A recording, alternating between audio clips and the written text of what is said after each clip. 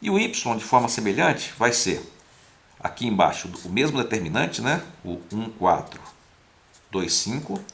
E aqui o determinante dessa matriz aqui, que é a matriz dos coeficientes, onde você substituiu, aqui era para ser 3 e 6, né? 3 e 6, né? 3 e 6. Então você tem aqui 1, 4, 3 e 6, né? E aí você vai ter 1 vezes 6, 1 vezes 6, 6, menos 3 vezes 4. E aqui embaixo você vai ter 1 vezes 5, menos 2 vezes 4. Então vamos ter aqui 6 menos 12 vai ser menos 6. E 5 menos 8, né? Menos 3. Então o y é igual a 2. Tá? Então, usando essa regrinha mágica da regra de Cramer, nós vemos que obtivemos a mesma solução. Tá? Entretanto, pessoal, qual será que é a regra melhor? Essa regra de Cramer ou essa regra aqui que nós vimos antes? Né? Essa aqui, inclusive, deixa eu só comentar, é a eliminação de Gauss, né? Ou eliminação gaussiana. Qual das duas será melhor? Eu já vou adiantar para vocês. Essa aqui de Cramer é bonitinha, né? Dá uma continha fechadinha sem problema. Mas aqui no sistema 2x2 fica muito tranquilo. Mas e se fosse uma matriz mais realista? Né? Na engenharia, por exemplo, vocês usam matrizes, sei lá, de 100 por 100, né? 1000 por 1000, 50 mil por 50 mil. Nesse caso, isso aqui seria impraticável. Então, na engenharia, o que se usa realmente é a eliminação de Gauss. Ok? Mas vamos ver isso aí mais tarde com mais detalhe.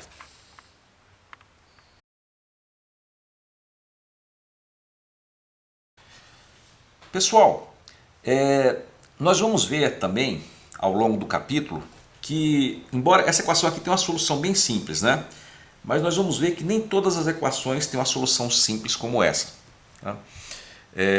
Nós vamos ver, inclusive, que essa equação tem uma interpretação geométrica que é a seguinte, né?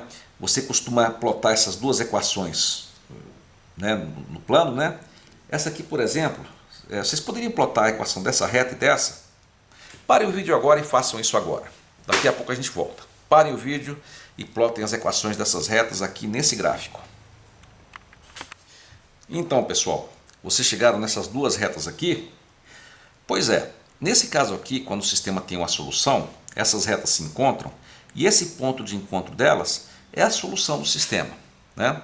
Essa reta aqui são todos os pontos que satisfazem essa equação, essa outra reta são todos os pontos que satisfazem essa, e o ponto de encontro é aquela coordenada x e y, que no caso aqui é menos 1 e 2, que satisfaz as duas equações simultaneamente. Tá? Mas eu vou dizer para vocês o seguinte, nesse caso aqui você tem uma solução. Mas às vezes, pessoal, acontece que você tem duas retas, eu vou colocar aqui um exemplo, né? X mais 2y igual a 3 e 4x mais 8y igual a 6, né? Se você plotar essas retas aqui, vocês vão ver que elas vão ser paralelas, né? As duas vão ser paralelas. Ou seja, não tem nenhuma solução em que o x e o y satisfaz as duas equações.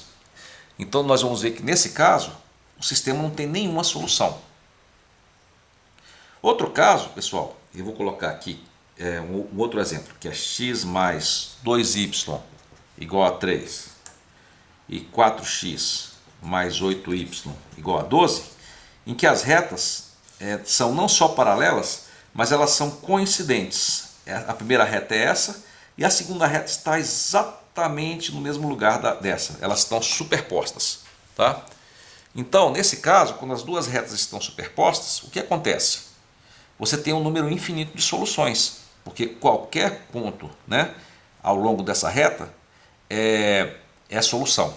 Então você acaba tendo infinitas soluções. Então você viu aqui um caso que você tem só uma solução, aqui o caso que você não tem nenhuma solução, e aqui um caso em que você tem um monte de soluções, infinitas soluções. Tá? Nós vamos aprofundar esses três casos com bastante detalhe nesse capítulo.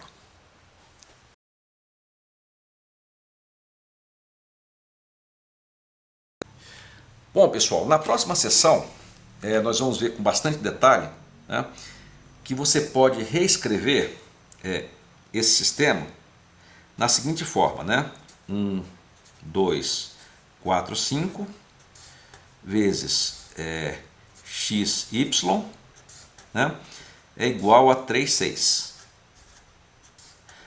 Nós vamos ver que para resolver esse sistema aqui, uma coisa que você faz é fazer a eliminação gaussiana nesses coeficientes, tá? Que é basicamente o que nós fizemos, né? Nós mantivemos essa equação aqui, ou seja, mantivemos esses termos, e fizemos uma operação de fazer essa equação menos uma constante vezes essa para sumir com esse termo, né? Então nós transformamos essa matriz aqui numa nova matriz, né? Não sei se vocês se lembram, ficou x mais 2y igual a 3, né? E aqui ficou 0, e aqui ficou menos 3y igual a menos 6, né? Então essa matriz de coeficientes sofreu uma transformação, né, que ficou 1, 2, 0, menos 3. Tá? Nós vamos ver que isso aqui se chama o método de Gauss, né? Ou eliminação de Gauss, ou também chamado de escalonamento. Tá? Nós vamos ver então que você transformou essa matriz nessa aqui.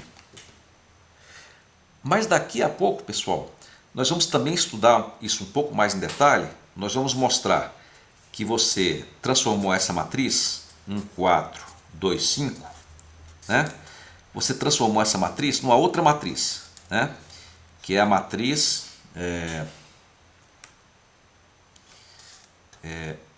1, 2, 0 e menos 3, né? E essa nova matriz, ela sempre tem uma forma que a gente chama de triangular, porque aparece aqui como se fosse um triângulo, né? Tá? Aqui é 0, né? E os coeficientes que não são 0 formam como se fosse um triângulo, tá? E nós vamos mostrar que há uma relação entre essa matriz e essa, que essa nova matriz. Eu vou escrever aqui e vocês não vão entender bem o que eu fiz aqui, mas eu vou detalhar daqui a pouco. Mas eu vou mostrar que essa matriz antiga é igual a essa matriz nova depois do escalonamento, vezes aqui números que não são 0, né? E daqui números que são 0, tá? Em que você forma também um triângulo aqui, só que um triângulo inferior, tá? Essa matriz, pessoal, é a nossa matriz A, nós chamamos de matriz A, que é a matriz dos coeficientes, né?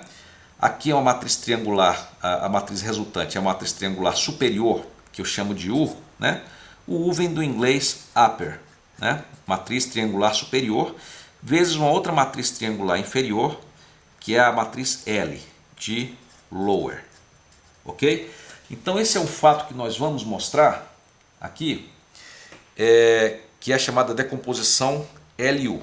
Nós vamos mostrar que você fazer a eliminação de Gauss é o mesmo que você fazer a decomposição A igual a LU, ou a matriz inferior vezes a matriz superior.